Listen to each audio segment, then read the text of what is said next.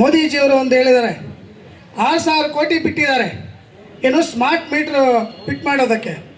ಆವತ್ತಿಂದ ಸುಮಾರು 4-5 ವರ್ಷಗಳಿಂದ ನಾವು ಹೋರಾಟಗಳು ಮಾಡ್ತಾ ಬಂದಿದ್ದೀವಿ. ಎಲ್ರಿಗೂ ಅರಿವನ್ನು ಮೂಡಿಸ್ತಾ ಇದ್ದೀವಿ, ತಿಳುವಳಿಕೆಯನ್ನು ಕೊಡ್ತಾ ಇದ್ದೀವಿ. ಸುಮಾರು 13 ತಿಂಗಳು ಡೆಲ್ಲಿಯಲ್ಲಿ ಒಂದು ಹೋರಾಟಗಳನ್ನು ಮಾಡಿದ ರೈತ ಸಂಘದವರು. ನಾವು ಕುಂಬಳಕಾಯದಲ್ಲಿ ಸಾಸಿವೆ ಕಾಲದಷ್ಟು ನಾನು ಮಾಡ್ತಾ ಇಲ್ಲ. ಇವತ್ತು ನಿಜವಾಗಿ ಹೇಳಬೇಕಂದ್ರೆ ಎಲ್ಲ ಸಂಘ ಸಮಸ್ಯೆಗಳು, ಅಧಿಕಾರಿ ವೃಂದದವರು, ಏನು ಕಾಂಟ್ರಾಕ್ಟರ್ಸ್ ಇದ್ದಾರೆ, ರೈತಾಪಿ ವರ್ಗದವರು ಎಲ್ಲರೂ ಚುರುಕು ಮುಟ್ಕೊಂಡು ಇವತ್ತು ಈ ಸರ್ಕಾರಕ್ಕೆ ನಾವು ಒಂದು ಪಾಠ ಹೇಳಬೇಕಾಗತ್ತೆ.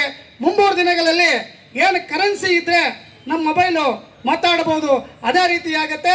ಸುಮಾರು 4-5 ವರ್ಷಗಳಿಂದ ನಾವು ಬೇರೆ ಬೇರೆ ಕಡೆ ಜಿಲ್ಲೆಯಲ್ಲಾಗಿರ್ಬೋದು, ತಾಲೂಕಲ್ಲಾಗಿರ್ಬೋದು, ಈ ಸಂಘಟನೆ ಮುಖಾಂತರ ನಾವು ಸಂಘ ಸಮಸ್ಯೆಗಳ ಮುಖಾಂತರ ಒಂದು ಇದನ್ನು ಮಾಡ್ತಾ ಬಂದಿದ್ದೀವಿ, ಹೋರಾಟವನ್ನು ಮಾಡ್ತಾ ಬಂದಿದ್ದೀವಿ.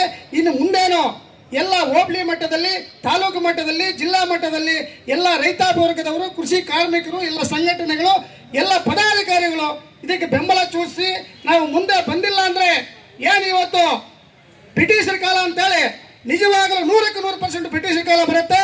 ನಾಳೆ ಬೆಳಗ್ಗೆ ಏನು ಇವತ್ತು ಅರ್ಧರಾತ್ರಿ ಕರೆಂಟ್ ಹೋಯ್ತು ಅಂದರೆ ಇದೇ ನಾವು ಸೋಮಶೇಖರ್ ಸರ್ಗೆ ಫೋನ್ ಮಾಡಿ, ಸರ್ ಮರಗಾನಗುಂಟೆಯಲ್ಲಿ ಕರೆಂಟ್ ಇಲ್ಲ 3 ದಿವಸದಿಂದ ಅಂತೇಳಿ ನೈಟ್ 1 ಗಂಟೆಯಲ್ಲಿ ನಾವು ಫೋನ್ ಮಾಡಿ ಅವ್ರ ಮುಖಾಂತರ ಇವ್ರನ್ನ ಲೈನ್ಮ್ಯಾನ್ ಕಳಿಸಿ ಅಲ್ಲಿ ಕರೆಂಟ್ ಕೊಡಿಸಿದ್ದೀವಿ. ಇವತ್ತು ನಿಜವಾಗ್ಲೂ ಹೇಳ್ಬೇಕಂದ್ರೆ ಧನ್ಯವಾದಗಳು ಹೇಳಬೇಕಾಗುತ್ತೆ. ಅದೇ ಟಾಟಾ ಕಂಪ್ನಿಯವರು ಬಂದರೆ ನಿಜವಾಗಲೂ ಏನು ನಾವು ಫೋನ್ ಮಾಡ್ತೀವಿ, ಏನ್ರಿ ನಿಮ್ದು ಕರೆನ್ಸಿ ಇದೆಯಾ, ಇದ್ರೆ ನಿಮ್ಗೆ ಕರೆಂಟು, ಇಲ್ಲ ಅಂದರೆ ಇಲ್ಲ ಅಂತೇಳಿ ಈ ದಿನಗಳು ಹತ್ತಿರದಲ್ಲಿ ನಾವು ನೋಡ್ತೀವಿ. ಎಲ್ಲ ಸಂಘಟನೆಯವರು ಇವತ್ತು ನಿಜವಾಗಲೂ ಒತ್ತಿ ಹೇಳ್ತಾ ಇದ್ದೀನಿ, ಇದೇ ಅಲ್ಲ, ಇದು ವಾಪಸ್ ತಗೊಳ್ಳೋವರೆಗೂ ನಾವು ಹೋರಾಟಗಳನ್ನು ಬಿಡಬಾರ್ದು. ಒಂದು ಗಟ್ಟಿ ಮಟ್ಟದಲ್ಲಿ, ದೊಡ್ಡ ಮಟ್ಟದಲ್ಲಿ ಉಗ್ರವಾದ ಹೋರಾಟಗಳನ್ನು ಮಾಡಬೇಕು. ಎಲ್ಲ ಸಂಘಟನೆಯವರು, ಎಲ್ಲ ಸಂಘ ಸಮಸ್ಯೆಗಳು ಇದಕ್ಕೆ ಬೆಂಬಲ ಸೂಚಿಸಬೇಕು. ಅದರ ಜೊತೆಗೆ ನಾವು ಬೆಂಬಲ ಕೊಡ್ತೀವಿ. ಎಲ್ಲೇ ಯಾವ ಕಾರ್ಯಕ್ರಮಕ್ಕಾದರೂ ನಾವು ಮುಂದೆ ಇರ್ತೀವಿ ಅಂತೇಳಿ ಈ 4 ಮಾತುಗಳನ್ನ